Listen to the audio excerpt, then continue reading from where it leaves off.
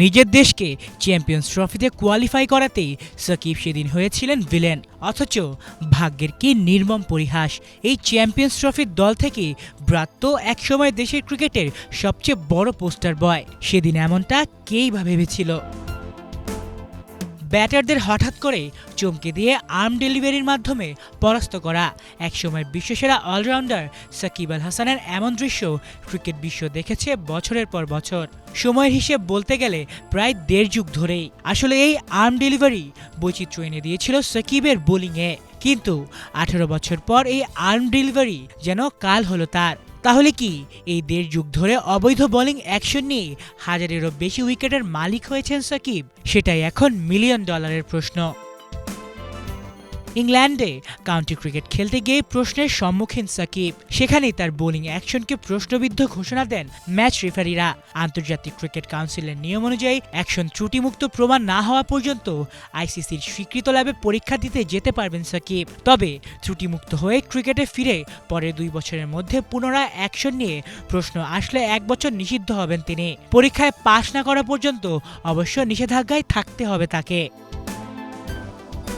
এখন প্রশ্ন হলো, দীর্ঘ 18 বছর আন্তর্জাতিক ক্রিকেট খেলার পর সাকিবের বোলিং অ্যাকশনে কেন ত্রুটি ধরা পড়ল? এত বছর কি তিনি ওই ত্রুটিপূর্ণ অ্যাকশনেই বোলিং করেছেন? এই বিষয়ে দেশের শীর্ষস্থানীয় এক কোচ এক গণমাধ্যমকে জানিয়েছেন ইনজুরির কারণে আঙুলে অস্ত্রোপচার করাতে হয়েছে সাকিবকে।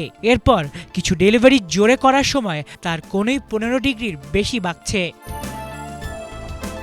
2018 সালে আঙুলে অস্ত্রোপচার হয় সাকিবের। এরপর আঙুল ফোলা থাকা এবং ব্যথার কারণে স্বাভাবিক বোলিং করতে সমস্যায় পড়েন তিনি। একটু স্পিডে করা ডেলিভারিগুলো দেওয়ার সময় তার কোনোই 15 ডিগ্রির বেশি সম্প্রসারণ হয়েছে।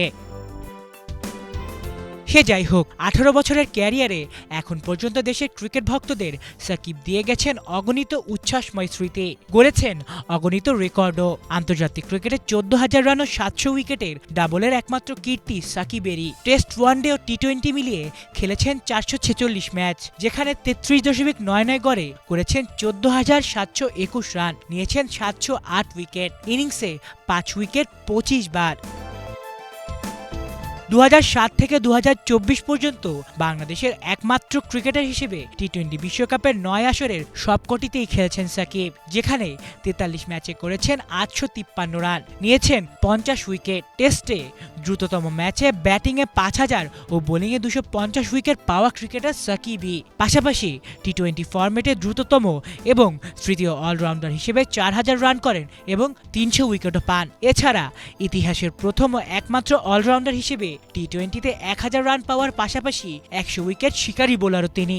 এরকম আরও ডজন খানেক রেকর্ড আছে রেকর্ড আল হাসানের নামে। 22 গজে সাকিবের এমন বীরত্ব। নিজের ক্রিকেট ক্যারিয়ারে বেশিরভাগ সময় এভাবেই সাফল্যের চাদর মুড়ি দিয়েছিলেন সাকিব। এমনকি বিভিন্ন সময় বিতর্কিত হলেও সে সময় ভক্তদের পাশে পেয়েছিলেন। তবে বাংলায় একটা কথা আছে, একটি ছোট্ট ভুল সারা জীবনের কান্না। সাকিবও যেন করে ফেললেন একটি ভুল, তবে সেটা ছোট নয়, বড় ভুল। আমাদের একটা রত্ন আছে, এই রত্নটা ক্রিকেট রত্ন।